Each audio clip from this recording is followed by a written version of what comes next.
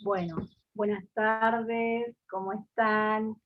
Un gusto poder contar con ustedes hoy para charlar un poco sobre volver a la escuela y el cuidado de los niños. Para eso hoy tenemos dos invitados de lujo. Silvia Fernández, que es docente de inglés y directora de un colegio acá en Buenos Aires. Andrés Peralta, que es médico cirujano. Me pasó un currículum terrible, pero bueno, le voy a resumir.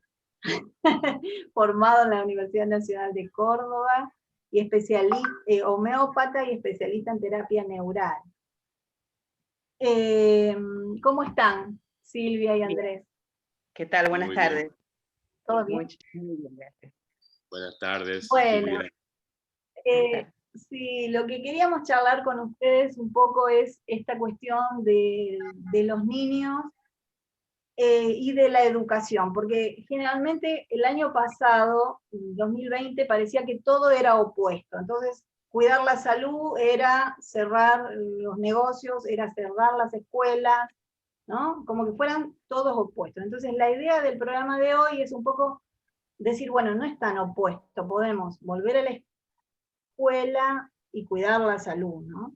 Pero para eso queríamos charlar con ustedes para que nos cuenten un poco qué es la educación que apunta al crecimiento y al desarrollo del niño y qué no, ¿no? Y cómo hacer para cuidar la salud del niño. ¿Realmente la vamos a cuidar con barbijo y con distancia social o hay otras formas? Bueno, entonces la idea era un poco trabajar sobre esos ejes y hacerlos entre todos, ¿no? Porque este es un problema complejo que requiere distintas disciplinas y distintas experiencias. Así que bueno, Silvia, me gustaría Bien. que contaras un poco cómo fue el año pasado, cuando empezó la cuarentena y con el tema de la pandemia, bueno, hubo que redefinir todas las actividades educativas. Contanos un poco qué pasó.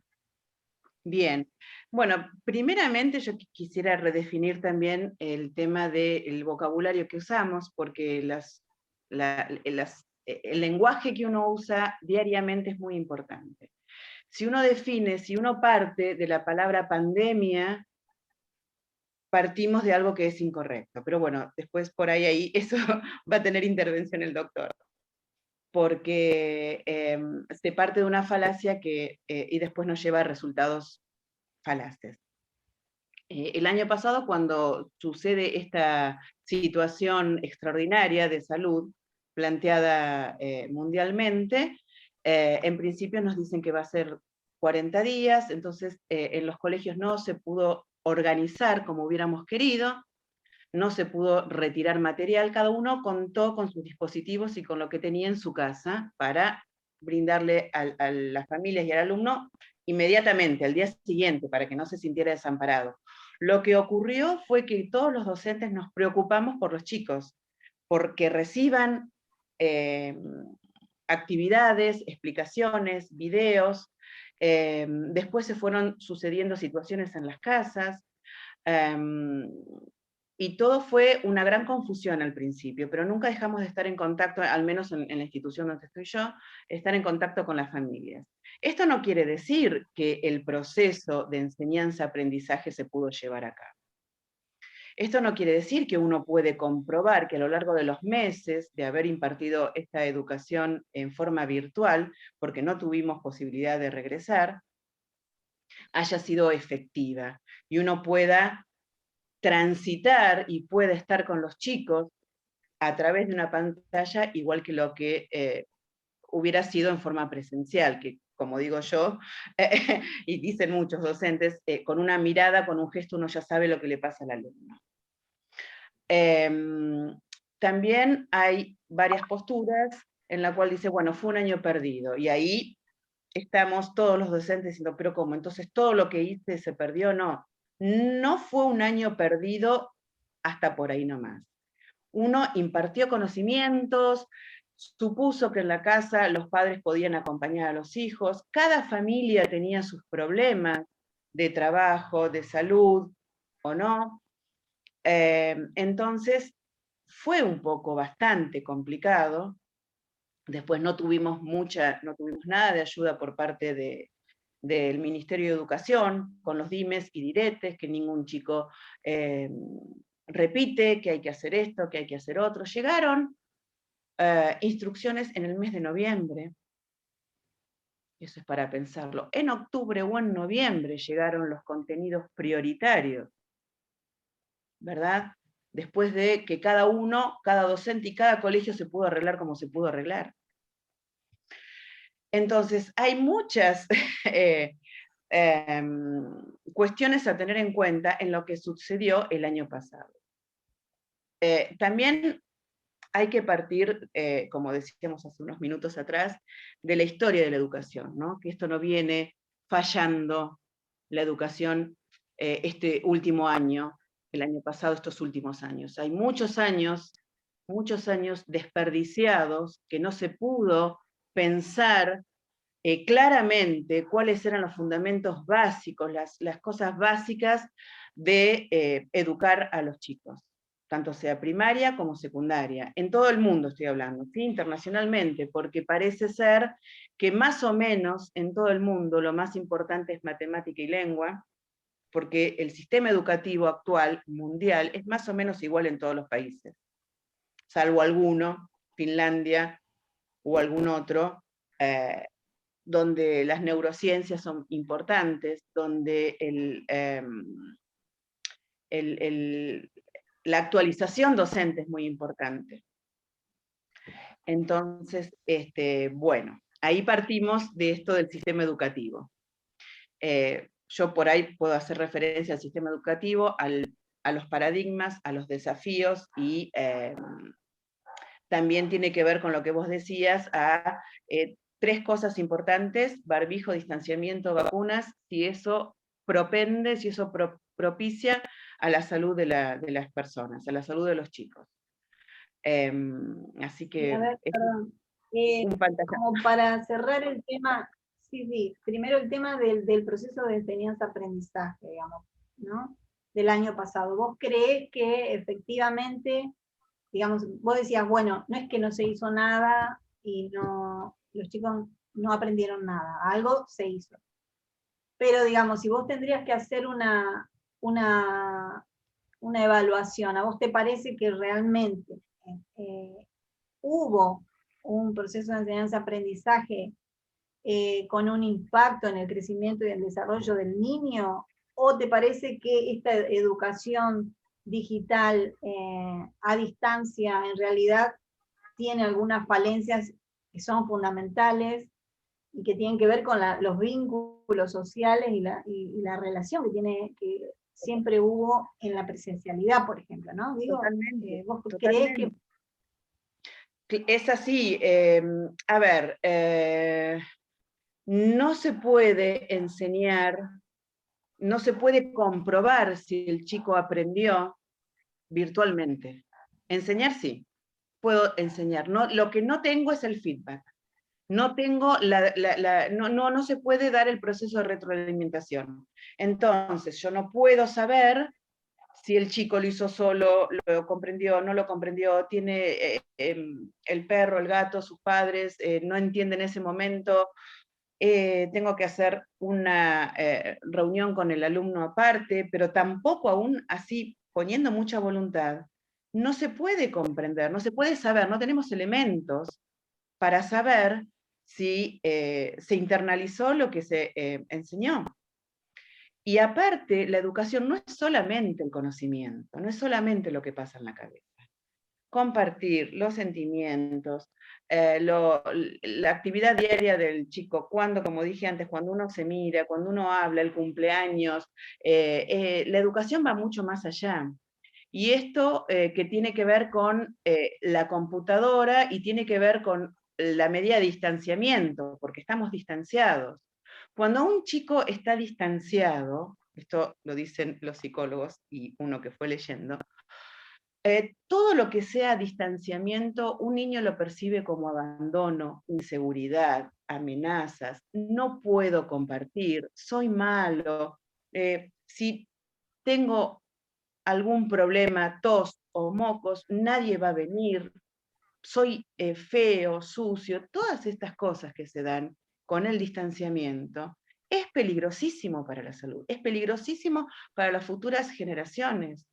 es peligrosísimo para el desarrollo del cerebro del niño. Entonces no podemos hacer de cuenta como que sí, fue todo bien, yo enseñé, bueno, si no lo entendió este año con estas medidas que hice, bueno, el bienio, porque se habla todo ese vocabulario que fueron tratando de internalizar en los docentes, bienio, burbuja, etcétera, etcétera, todas esas cosas que uno tiene que aprender. Uno se pregunta si era una medida excepcional que iba a pasar, ¿por qué tenemos que cambiar el vocabulario? ¿Por qué tenemos que normalizar cosas que es una medida excepcional? Después ya todo tendría que volver a la normalidad que era antes. No me impongan algo nuevo que sabemos que no funcionó. No funcionó la educación, no funcionó la salud. Bueno, ahora va a hablar el doctor, si no yo no termino de hablar. Entonces, para resumir lo que vos me decías, no creo que haya sido un año donde los chicos, los chicos adolescentes también, ¿no? Jardín, inicial, primaria y secundaria, hayan podido saludablemente apropiarse de los conocimientos, saludablemente internalizar cuestiones nuevas. Para mí ese sería el balance del año anterior, ¿no? Sí, Andrés, ¿qué opinás de lo que está contando Silvia respecto a la construcción del conocimiento saludable? Si es lo mismo hacerlo solo con una computadora o en relación con el otro. Lo que pasa es que, bueno, yo no soy especialista en niños ni en educación, ¿no? Y me encanta esta interdisciplina que se generó en esta charla, pero me acuerdo de mi época de estudiante, ¿no? Por ejemplo, un trabajo en grupo, lo que implicaba hacer un trabajo en grupo, ponerse de acuerdo con alguien, sumar el conocimiento de cada uno, toda esa interactividad es fundamental como proceso educativo, ¿no? Poder hacerle una pregunta al docente, al compañero. Me tocó también durante la pandemia tener que dar clase, inclusive a alumnos de la Facultad de Medicina de Buenos Aires, de quinto año, y nada, había camaritas ahí apagadas, ¿entendés? Y yo preguntaba y por ahí uno parece que tenía pena y me respondía, sí, sí, escuché, entendimos, ¿no? Entonces, esto de no poder vernos a los ojos, no poder sentirnos, ¿no? No poder hacer una interacción real, humana, ¿sí? Vivencial, te puedo asegurar que no solo no ha entrado el mismo conocimiento, sino que no nos han pasado un montón de otras cosas, ¿no?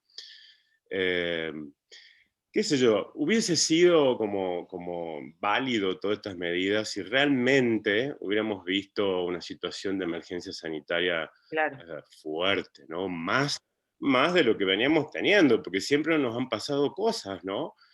A nivel salud y tener que cuidar, qué sé yo, un brote de meningitis o de hepatitis o de alguna itis que hubo por ahí, alguna infección.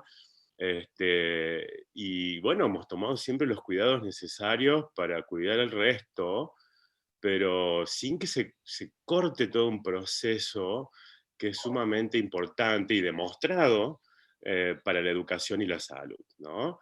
Como que se han tomado medidas muy locas, desesperadas, sin bases científicas, que realmente han hecho más daño que muchos aspectos, no solo en cuanto a la falta de conocimiento, que otra cosa. Ahí, como médico, te digo, no se ha cumplido el primum non nocere, ¿no? Que es el primero, no hacer más daño con la medida que tomo. O sea, si yo tomo una medida con una excusa sanitaria o la que sea, tengo que evaluar las consecuencias de esa medida, ¿no? Sí, porque va a ayudar a uno de los factores que quiero que no sucedan o proteger, pero tiene sus repercusiones eso. Y si las repercusiones son mayores al beneficio de que yo hago en eso puntual, no se está dando el principio ¿verdad? Antes que nada, de no dañar. Y yo creo que acá han generado muchísimo daño, que el impacto de eso, capaz que lo vamos a ver con el tiempo, ¿no? Pero acá en el pueblo donde vivo yo, en Villa de las Rosas, Córdoba, de repente en la adolescencia empezó a haber mucho más actos delictivos, drogadicción y cosas que no existían antes, ¿no? Como una resultante de esta falta de sociabilizar y ¿no? de todo el proceso de aprendizaje que teníamos antes. Pero bueno, yo creo que tenemos que hacer como una autocrítica de esto, porque le hemos dado para mí demasiado poder a la clase política con estas medidas, y a mí me llama muchísimo la atención, ya que sí salieron grupos como Médicos por la Verdad, Abogados por la Verdad, Docentes por la verdad o no importa esa verdad, pero la verdad según quién, porque todo el mundo está lleno de su propia verdad, pero esto de proteger, ¿no? Lo que es inherente al ser humano, histórico, y de repente, de un día para el otro, cambia por un virus. Y yo digo, pucha, y todos los demás virus que hubo siempre, y bacterias y demás, y hongos, y todo el ecosistema que nos rodea, esto de ver todo como patológico, desde una visión solamente de salud tan fragmentada, y ahora que atraviesa todos los aspectos de la vida a nivel mundial, me parece como totalitaria, ¿no? Dogmática, impositiva, ¿no? Y muy lejos de la realidad que está viviendo cada población, porque encima tomar medidas tan hegemónicas, ¿sí? Siendo que cada lugar tiene su propia realidad, tampoco condice con la ciencia epidemiológica y tantos saberes que tenemos. A mí me llama la atención cómo todos nos hemos quedado tan callados, nos hemos tapado la boca y hemos bajado la cabeza. Pues, sobre todo, qué sé yo, la gente más joven, ¿dónde está la rebeldía de esto? Yo apelo, por favor, a esto, ¿no? A que empecemos a unar las voces. Lo que pasa es que un poco el doble juego de esto, ¿no? De cuídate, quédate en casa, y todos repetíamos un hashtag, nos dominan por un hashtag ahora. No nos ha dejado conversar, no nos ha dejado mirarnos a los ojos, pensar cosas diferentes, alzar la voz. O sea, porque saben que dos o más unidos, ¿no? Pueden hacer ahí un desastre, si queremos, así cambiar toda la historia, como ha pasado muchísimas veces cuando nos agrupamos con un sentido común, ¿no? Entonces nos han separado, y esto deja, como les digo, muchísimas secuelas, ¿no? Bueno, y estos chicos, ¿qué les pasó además por no poder salir, ¿no? Y vivir ante un mundo ahora que parece mucho más peligroso que antes, siendo que el mundo siempre tuvo sus cosas, ¿no? Para cuidarse también. Eso a nivel biológico es tremendo lo que puede hacer el miedo, a nivel cómo acaba la inmunidad, ¿no? Y a nivel, o sea, físico cambia muchísimas, hasta hormonalmente. Entonces, el miedo yo creo que sí debilita la salud, ¿no? Y la propaganda de miedo es increíble. Entonces, si yo le presento a los niños un mundo sumamente peligroso, y bueno, ellos se van a adaptar a esa realidad ficticia, y bueno, las consecuencias de eso, yo le digo, la estamos empezando a ver recién, ¿no? Lamentablemente.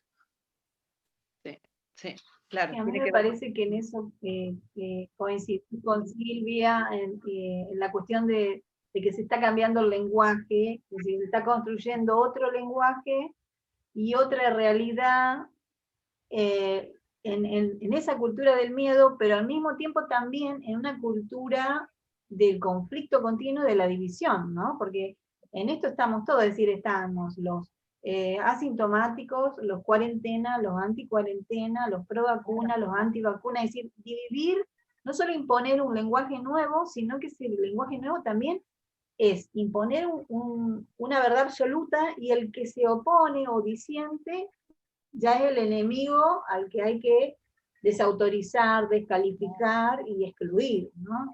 Es decir, ese lenguaje es un lenguaje que excluye al que piensa diferente, lo cual también es, digamos, es ir en contra, por eso decíamos, de la educación y de la construcción, del crecimiento y desarrollo del niño y del adolescente. ¿Por qué? Porque uno, como vos decías, Andrés, uno se construye en relación con el otro, pero también en relación a discutir con el otro, o a preguntarle al profesor, a disentir, ¿no? Y acá pareciera que no se puede ¿no? En esta supuesta nueva normalidad, no se puede, exacto, no se puede discutir nada, ni se puede tener otra alternativa, ¿no? Es como Se puede y una se sola debe, verdad, yo una creo. verdad. Claro, claro. Sí, sí, sí, por eso yo Sí, sí, apelo a sí, eso sí. un poco, ¿no? Que si bien esto ya viene con una deriva histórica, ¿no? Porque se viene medicalizando muchísimo la infancia, viendo como patológico muchas cosas que son normales, que tienen que ver más con el contexto a veces del niño, ¿no? De la familia, de los grupos en los que está. Y ahora, claro, el niño expresa algo, sea lo que sea, ¿no? Esto, trastorno desafiante, dicen ahora, ¿no? Qué sé yo, de aprendizaje y demás. Sencillamente hay una cuestión por ahí no escuchada, una emoción no contada, no expresada, ¿no? Una falta de acercarnos, ver al niño como un sujeto que siente, que piensa, darle ese lugar. Eh, Nada, es nada, un ser que tiene que obedecer, ¿no? Entonces, esto viene pasando hace rato, y ahora yo creo que se ha ido a un extremo que nunca me imaginé. Realmente, nunca me Bueno, imaginé. incluso en el Entonces ya no tema se de ofrece una ayuda de salud, sino que se impone y se obliga directamente, ¿no? Claro, con Y educación tampoco también. se abolió el autocuidado también, que yo pueda elegir con qué línea médica o con qué médico quiero atender lo que me pase o lo que sea, ¿no? Ya, bueno, es una bajada de línea tan impositiva y aterradora.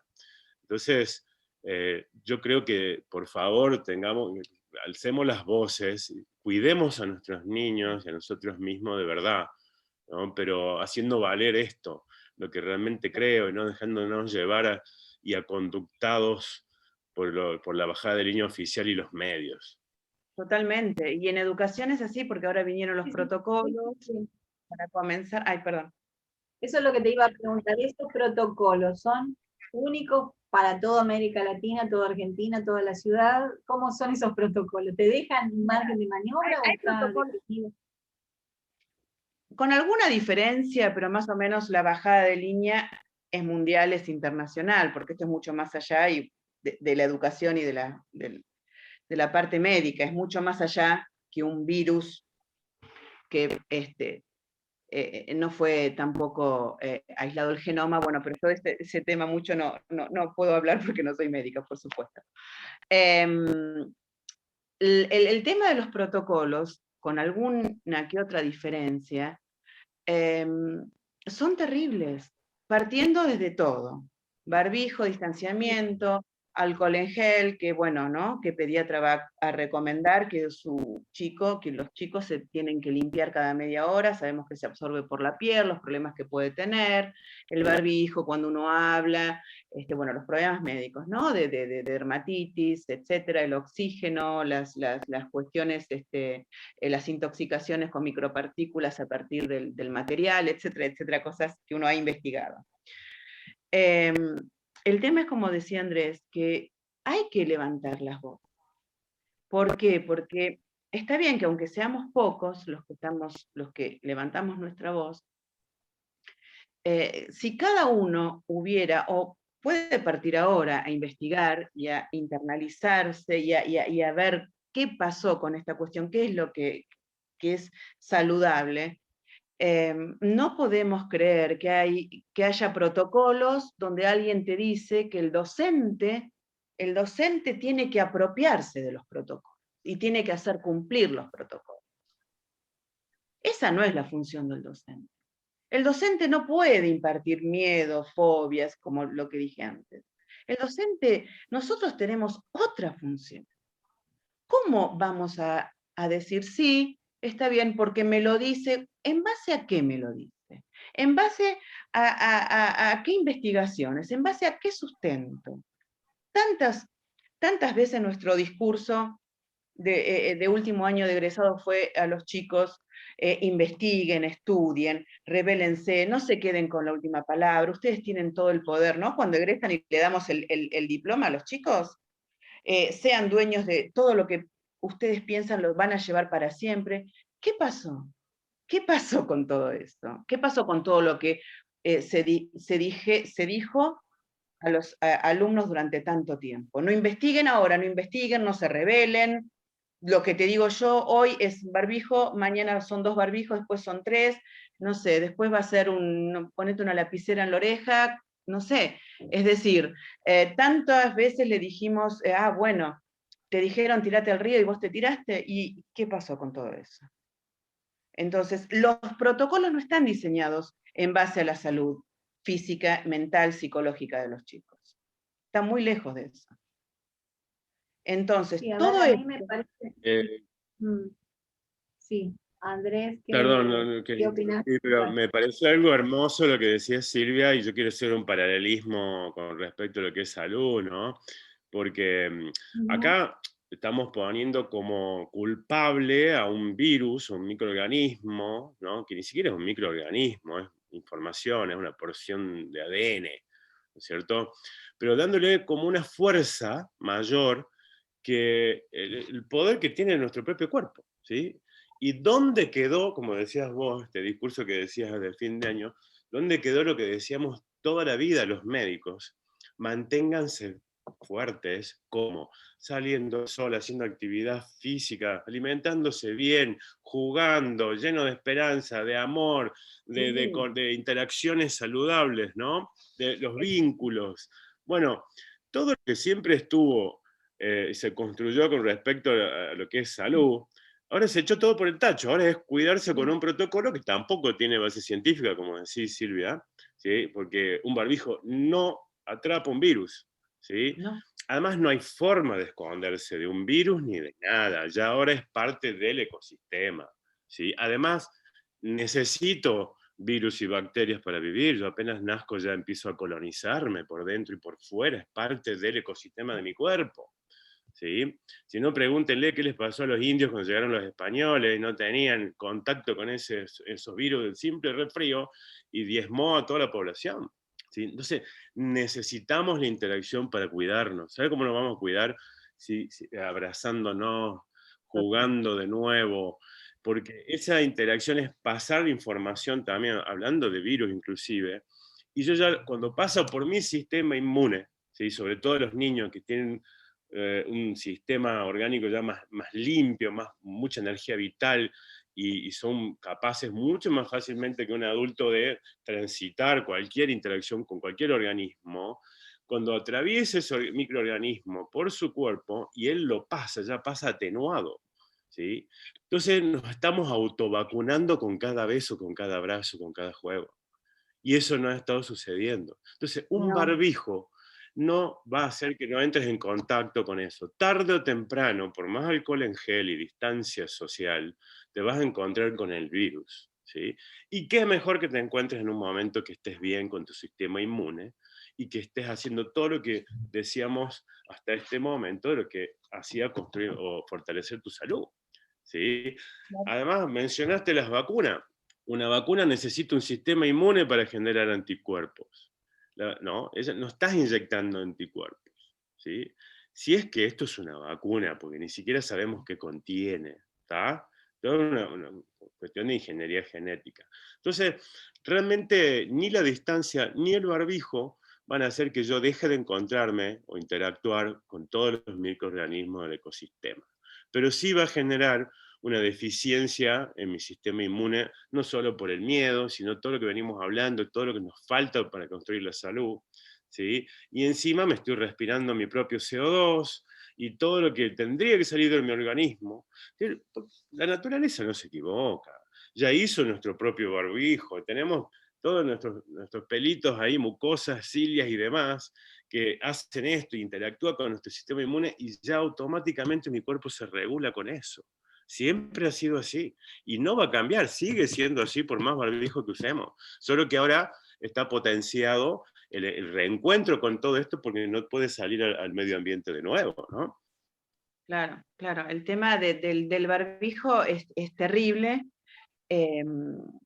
Yo por ahí voy a hablar de la parte psicológica, de lo que les puede suceder a los chicos. No soy psicóloga, ¿no? Pero a través de tantos años de experiencia, cuando un niño es pequeño, sabemos que él necesita reforzar su individualidad. frente a la herencia, frente a lo que viene de la familia. Entonces, cuando un chico tiene el barbijo, no puede ver en el otro, no puede ver el movimiento de la boca, no puede ver las emociones, no puede tener simpatía, empatía, no puede experimentar lo que es la sonrisa. Y cuando no experimenta lo que es la sonrisa, no puede vivir la alegría. ¿Qué es todo? Miedos, voy a reiterar, miedos, fobias, problemas, angustias.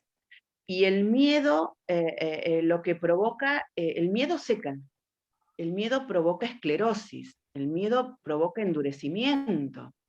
Entonces, ahora no lo estamos viendo esto.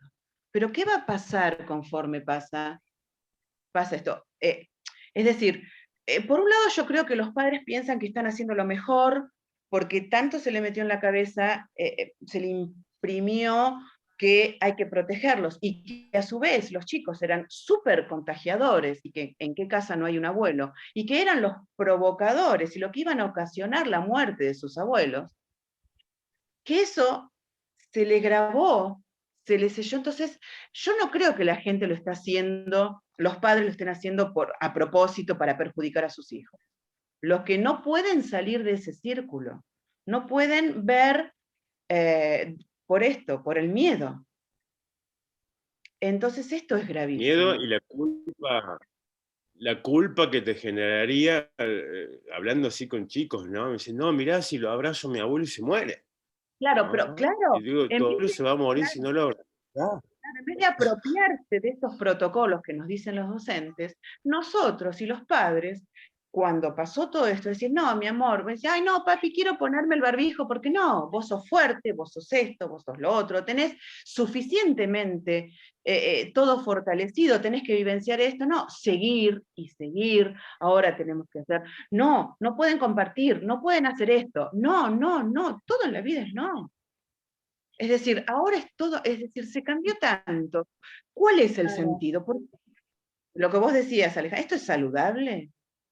Así un chico puede aprender a la distancia, con miedos, con fobias. No, en la calle van a entrar de a uno. No, tienen que hacer esto, tienen que hacer otro.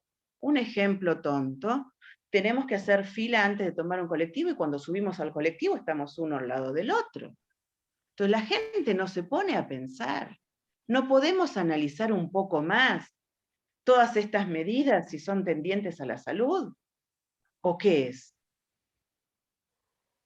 Sí, a mí me parece que es, si uno lo analiza políticamente o desde lo policial, realmente, digamos, ¿quién se ponía barbijo? ¿No? Si nosotros pensamos para atrás, el que se quería ocultar, o sea, el ladrón venía tapándose la cara, ¿no? Para generar miedo y porque se tenía que ocultar. Si nosotros miramos en la historia política, también vamos a ver quiénes eran los que tenían una especie de tapaboca, los esclavos, porque los esclavos no tenían opinión respecto a nada, ¿no? Entonces no solo estaban atados con cadenas unos a otros, sino que tenían una especie de barbijo. Si nosotros miramos ahora, ustedes pueden ver incluso fotos en páginas web del 2019, sin ir más lejos, en Guantánamo, donde están los presos políticos, ¿qué es lo que tienen los presos? Barbijo, es decir, como una forma, digamos, de tortura mayor, no solo tienen, están, digamos, otra vez todos con cadenas y demás, sino que también lo sacan afuera y le ponen un barbijo, ¿no? Entonces digo, esto del barbijo está bien claro que tiene otro sentido, ¿no? No es un concepto de salud. En realidad hay otras cosas detrás de eso, ¿no? Nos quieren callar, pero también someternos como esclavos. Es decir, hay una lectura, yo haría más que una lectura médica, una lectura política, de poder, ¿no? De dominación, ¿no? Y eso creo que es importante que uno lo diga a los padres y a los demás docentes, porque acá hay otra cosa, no hay una cuestión de cuidar la salud, ¿no? Al contrario. Totalmente. Pero si volvemos, ¿no? Volvemos al colegio y lo que decía el doctor, lo que decía Andrés, es decir, desde que uno tiene conciencia y memoria. Bueno, yo tengo 3 hijos adolescentes grandes, pero cuando uno va al médico y va con ciertos problemas, lo primero que dice, bueno, haga deporte, usted hace deporte, visite a sus amigos, escuche música, baile. Es decir, a mí el pediatra me decía, camperita al sol, no, pero hace frío, camperita al sol y a jugar. Es decir, eso es lo que decía el doctor, ¿no?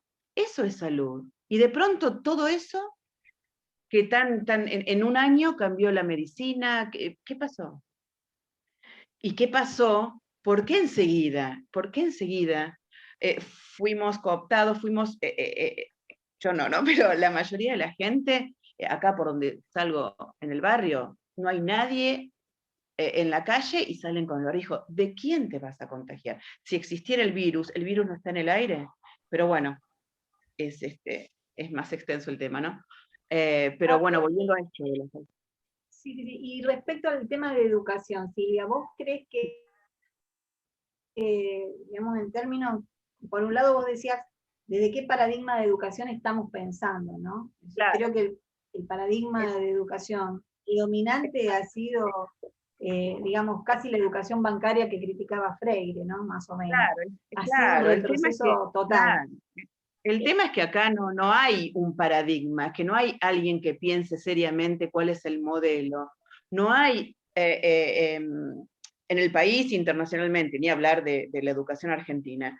Es decir, un grupo de gente, se llamen docentes, profesionales, ministerio, como quiera llamarlo, que se siente y se ponga a pensar seriamente cuáles son los principios fundamentales bajo los cuales queremos educar a los chicos.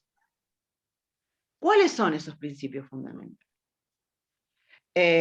Como decíamos antes, que va a pasar la educación de la cintura para arriba, todo en la cabeza, o todo lo demás es importante, la creatividad, las inteligencias múltiples, que ya se hablaban cuando yo estudiaba en el profesorado allá por 1980 y pico. Es decir, ¿cuándo se va a tener en cuenta que lo que necesitamos y que lo que tenemos que hacer como docentes es enseñar, educar a seres completos, no solamente matemática y lengua? Entonces, si seriamente la gente, los licenciados y los que están pensando en educación, se sientan, no es tan difícil hacer el trabajo bien. No es tan difícil pensar en la gente, pensar en los alumnos, pensar en la educación, pero bien. ¿Qué queremos? ¿Por qué? Porque nosotros estamos educando chicos hoy. El futuro es tan incierto y aún así estamos educando a los chicos hoy. Es decir, los chicos de 3 años, en 20, en más, no sabemos qué va a pasar. Entonces, ¿qué vamos a educar? Estamos educando todos personas, alumnos que van a ser universitarios. ¿Por qué tienen que ser todos universitarios? Educamos la inteligencia emocional, cómo trabajar en equipo, cómo resolver situaciones problemáticas, arte, música, talleres. Después podemos poner matemática y lengua en todo esto, podemos poner física, química. Es decir, tenemos tanta gama de educación y ahí viene el enlazo con los desafíos, tantos otros tipos de educación, sin ser la escuela formal. Escuela sombrilla, bosque escuela, homeschooling, bueno, que tiene que ver con esto. Hay familias que ya empezaron el proceso de desescolarización. Entonces, no podemos estar equivocados tantos, no lo digo con soberbia, sino porque se dio en el mundo tantos médicos, tantos científicos y tantos docentes que estamos viendo que esto no es favorable. El 70% del mundo pensamos que no está bueno lo que está pasando. Entonces, el resto Esa es la pregunta que tenía, claro, para hacerte, es decir, si los padres no quieren volver a una escuela con esos protocolos, no quieren llevar a sus hijos a una escuela con barbijo y con distancia social, ¿hay otras opciones? ¿Vos crees que existen otras opciones legales o se podrían proponer? Sí, acá acá en Argentina existe el homeschooling, existe las escuelas ahora se están agrupando para hacer educación en su casa, en un garage. Vienen 5 chicos, 10 chicos, contratamos un docente, hacemos esto, hacemos lo otro, sin protocolos, con algún tipo de enseñanza que sea ensamblada y coordinada con los padres. Acá en Argentina no es obligación rendir examen final libre todos los años. La familia puede hacer un homeschooling o escuelas en grupo a lo largo de toda la primaria, toda la secundaria, los años estoy diciendo, ¿sí? Los niños hasta los 12 años, después pueden seguir con adolescentes en sus casas o con grupos, y después, si quiere la acreditación, ese chico de 16, 17 años puede dar un examen en capital, en provincia o en la provincia que quiera, y va a aprender mucho más, seguramente va a aprender mucho más de esta forma, porque los exámenes que se dan libres para acreditar la primaria o para acreditar la secundaria son muy básicos, que también la gente se puede preguntar, ¿por qué son tan básicos? ¿Por qué es tan chato? ¿Por qué es tan mínimo de lo mínimo? ¿No? Entonces uno puede exprimir a los chicos, en el buen sentido de la palabra, uno puede sacar lo mejor. Pero esto se tiene que dar, ojalá las escuelas cambiaran el 200.000% la forma de enseñar y la forma de todo, pero bueno, es muy difícil que lo hagan. Es muy difícil porque la bajada de línea es terrible. Entonces, aquellos padres que no quieren escolarizar a sus hijos, los tienen que desescolarizar. Para eso hay grupos también en Facebook. Hay un grupo muy importante que es Vivir sin Escuela, que es muy, muy, muy interesante, y ahí están todos los documentos, están todas las cosas que las familias pueden, las que optan por ese camino, ¿no? Sí. Quisiera ahí meterme un segundito porque te escuchaba atentamente, Silvia, y me parece buenísimo esto de homeschooling. Y hay otras líneas también de educación. Por ejemplo, yo mando a mis niños a una escuela Montessori, que es mucho más lúdico, más otro tipo de interacción, y no hay una bajada de línea.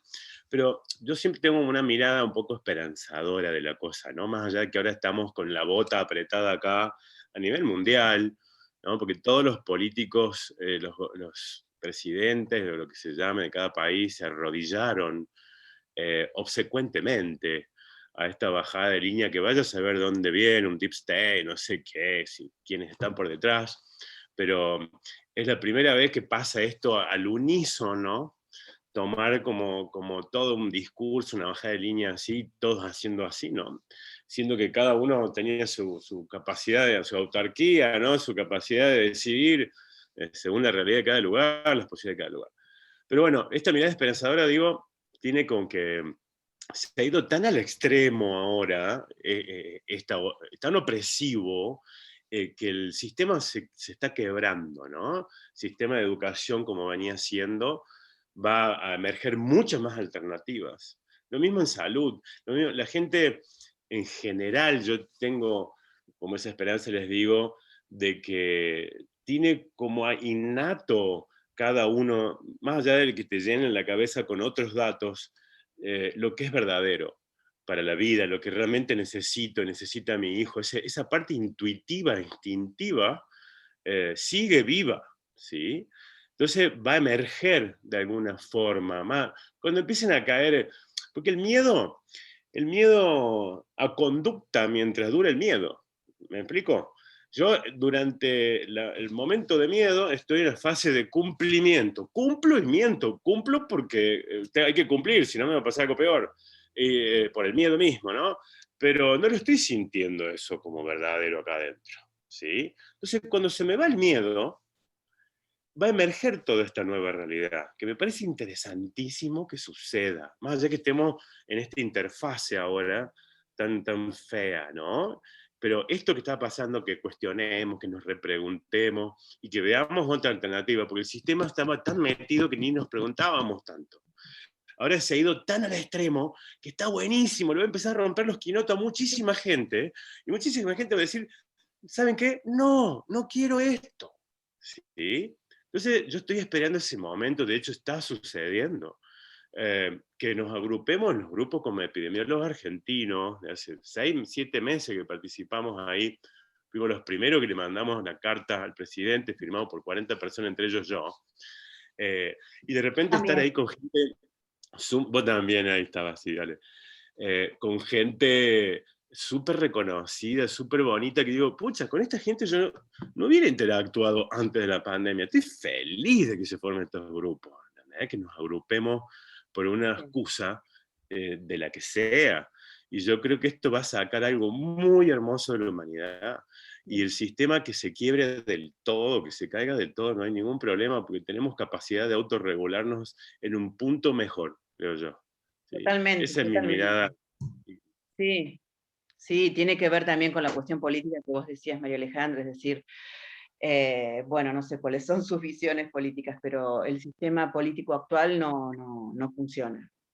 No funciona, Es que Silvia, no nos representa izquierda, derecha, arriba, abajo, es decir, nada. es lo mismo. Claro, tenemos que volver a yo me acuerdo una profesora mía de 14, cuando yo tenía 14 años, que me habló de democracia directa. Qué buena la profesora, porque yo tengo 57 años, y me acuerdo el impacto que tuvo esa docente en mí. Digo, profe, Carrizo creo que se llamaba, profe, ¿me puedo quedar hablando con usted? Yo tenía 14, 15 años. Y el año pasado, cuando empecé a investigar, ya venía investigando desde el 2017, yo un poquito también, y empiezo a ver todo esto de democracia directa, y digo, caramba, qué bueno, qué bueno, qué razón tenía esta profesora.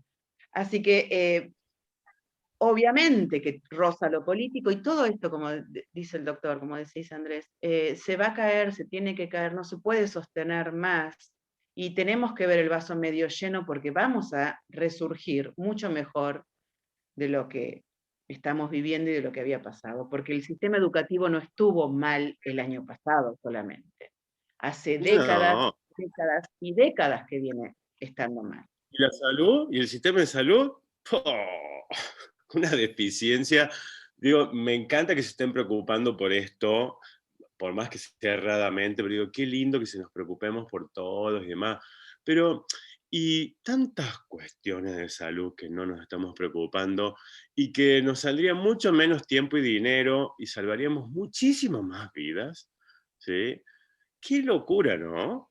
Realmente esa fragmentación de ver nada más que una parte y no ver todo el contexto y toda la historia que tiene esto por detrás, todo el aprendizaje que venimos recogiendo, todos los libros así se han tirado de la repisa de repente y vino este monodiscurso o conductador así a través de los medios. Por favor, apaguemos la tele, apaguemos Total. la tele y empecemos a vivir como sintamos que debemos vivir y respetando al que quiera usar el barbijo y el alcohol también, ningún problema, que cada uno haga lo que quiera, ¿sí? Pero yo también voy a hacer lo que quiero, porque tengo convicciones muy fuertes para hacerlo, no es de rebelde, ¿no es cierto? Tengo toda la historia por detrás, inclusive, ¿no? Historias hasta de epidemias también. Y yo trato de hacerlo todos los días. Por ejemplo, ayer me voy a Merlo con mis hijos y entramos a una heladería que querían comer un heladito, y sin barbijo, los tres, obviamente. Mis niños no usan barbijo porque mi nene de 5 años me dijo, papá, ¿sabes qué? Yo le pedía que se lo ponga para que pasemos los controles policiales, qué sé yo, para que no rompan los quinotos. Y un día me dijo, papá, ¿sabes qué? Yo no voy a usar más barbijo, porque me di cuenta que a los niños no le dicen nada. Así que no lo uso más. Me parece muy bien, hijo. Entonces, ni siquiera en esos momentos se lo pedía. Y entramos entonces en la heladería y la cajera me dice, no puede, así, pero de una actitud hasta violenta, te diré, que yo me sentí así, muy fuerte el impacto de recibir eso, no puede estar acá sin barbijo. Digo, pero vengo solamente a comprar un helado. Sí, sí, pero no puede porque no. Digo, pero mirá, está sentado esta persona a 1 metro mío en esta mesa, sin barbijo comiendo el helado, que ahí sentado no contagia, y yo sí parado. O sea, el protocolo no tiene sentido, porque salimos de la escuela con distanciamiento, o de todo el distanciamiento que hay, nos juntamos en un bar, que ahí sí está permitido, y podemos estar hasta 10 personas, sin barbijo, charlando y comiendo uno al lado del otro, ¿no? Entonces, realmente da risa. O sea, a mí me dicen, me da mucha risa. Una señora que estaba ahí se solidarizó con nosotros y dijo, no se preocupen, vayan afuera, lo tenía el barbijo por acá, yo pienso igual, pero les compro yo el helado. Dice, después le digo cuánto es. Díganme los gustos. Bueno, y me quedé hablando después con esta señora y también con las empleadas. Yo digo, permítanme, yo soy médico y les quiero contar un poquito lo que veo, porque digo, primero quiero preguntarles, ¿por qué tanta insistencia? ¿Ustedes tienen miedo? ¿O es miedo a la multa, miedo a perder el trabajo, porque si no el dueño de la heladería las echa si no cumplen las normas? Sí, sí, obviamente primaba el miedo a la multa, el miedo a que lo echen del trabajo, a lo que es la verdad, lo que es la salud, lo que es volver el respeto a la libertad del otro, a la Constitución misma, ¿sí? Porque esto es totalmente anticonstitucional, a mí no me pueden obligar a ponerme ni esta remera, ni un tipo de zapatilla, ni un corte de pelo, ni un barbijo, ¿sí? Entonces, yo trato de, a cada lugar que voy, ahorita me tocó ir a la municipalidad también, no lo puedo atender si no es con barbijo. Bueno, sí, me lo pongo un ratito y me lo voy bajando y me voy hablándole de todo esto y la gente escucha, porque también Claro. tiene la misma inquietud, también lo siente adentro. Cuando estuvimos reunidos Médicos por la Verdad en la plaza, aparece la policía, porque éramos como 80 más o menos, y estábamos sin barbijo y sin distanciamiento. Y me tocó hablar, estuve como 20 minutos con los dos policías y todo el grupo, y ellos me decían en un momento dado que ya no podían sostener del discurso, ¿no es cierto? Porque ellos solo obedezco orden. Sí, pero con solo obedecer orden estás siendo funcional a esto, y te estás digamos, echando por tierra todo lo que es realmente verdadero de salud, y le estás imponiendo esto indirectamente a tus hijos, a los seres que amás, y la vacuna que viene y todo lo demás. ¿Sí? Vos estás permitiendo, avalando con cada vez que le exigís al otro que se ponga el barbijo, a todo esto que nos hace daño. Y él me decía, sí, pero si yo no tuviera el uniforme, ay, mi perrito está gruñendo, si yo no tuviera el uniforme, diría otra cosa. Digo, mira vos, o sea, de nuevo, por cuidar el trabajo y el salario, te importa poco todo lo que nos Bueno, daño que puede sí, generar esto, ¿no? claro. Entonces Eso, ahí eso tenemos que también. empezar a tener esta democracia directa, o sea, ejercerla por derecho propio, ¿sí? Sí, sí. Y, bueno, la verdad que ha sido muy interesante el aporte de cada uno. Me parece que le dejamos mucho a la gente que mira el programa. Les agradezco mucho. No sé si quieren cerrar con algo, así vamos terminando el programa. Bueno, sí. Lo que voy a cerrar con lo que vos preguntabas, María Alejandra, de si esto es saludable, si la enseñanza sí es una posibilidad. ¿Está bien? ¿Está mal? No, definitivamente está mal. Están mal los protocolos. Los protocolos no tienen base médica ni científica. Entonces sí, eso es un riesgo. Yo apelo a que las familias y los docentes en su totalidad, si es muy utópico decirlo, pueda pensar, investigar, hablar con el médico de confianza, con el docente de confianza y pueda ver qué está pasando y que si van a permitir, si esas familias van a permitir que hagan esto con sus hijos. Porque después, como decía el doctor, como decía Andrés, después va a ser demasiado tarde. Sí, pero si vos sabías esto, mamá, papá, si vos sabías esto, ¿por qué no levantaste la voz? ¿Por qué no hiciste nada? ¿De qué lado de la historia quiere estar cada uno? Esto no, como dije antes, nosotros no tenemos ningún interés económico ni político, estamos libres, no tenemos ningún cargo, ni yo ni quiero tenerlo, nunca jamás. Pero esto es saludable, es por el bien de los chicos, es por el bien de las familias, o es otra cosa. ¿Qué es? Entonces, esta es como la reflexión, y después lo que dije antes, que los que estamos en educación, pensemos de aquí en adelante cuáles son los principios básicos, qué es lo más importante para los chicos, para los adolescentes, ¿verdad? Así que, bueno, lo dejo ahí, como Gracias, reflexión para ver si cada uno piense. Andrés.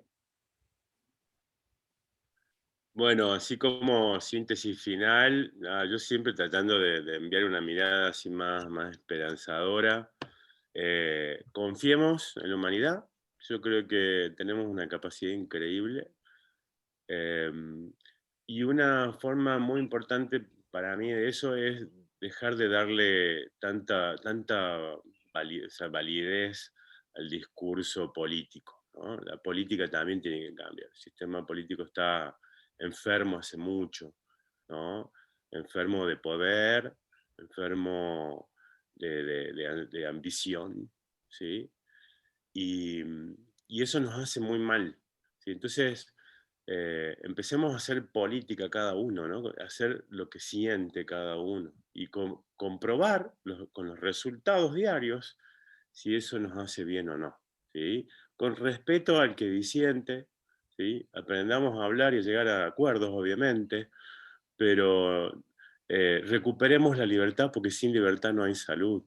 Y si estoy en miedo, en función miedo, ¿no? Es decir, en vez de en modo avión, en modo miedo, tampoco aprendo, no crezco, no interactúo realmente con la vida, ¿no? Estoy defendiéndome de algo que encima es invisible y que no tiene ningún sentido la forma que nos están diciendo cómo tenemos que protegernos. Entonces, a activar, a despabilar ahí, a sentirse y a ser fieles con eso cada vez más. Bueno, muchas gracias a los dos. Ha sido un día muy productivo y sé que a todos les va a servir. Me encantó el cierre de los dos, crítico y esperanzador al mismo tiempo. Bueno, gracias a todos. Si les gusta, pongan link y los esperamos los lunes a las 4 de la tarde. Bueno, un abrazo grande. Gracias. Gracias. Adeu.